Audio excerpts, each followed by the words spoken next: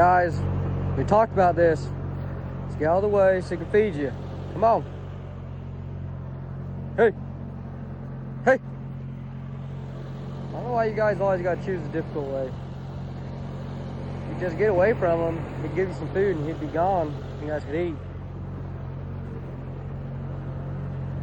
Hey. Yup. Don't put your head down and walk away like that. No, it's wrong. Why are you doing it?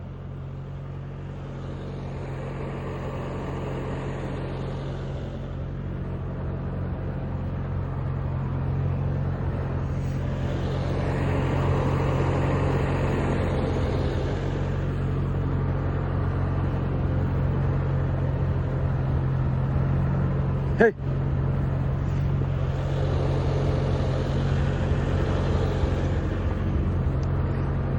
Hey.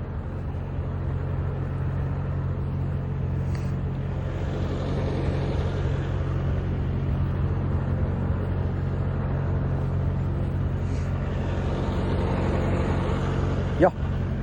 Yeah. There you go. You can stay over here on the side, let him get through, and then you go up and get food.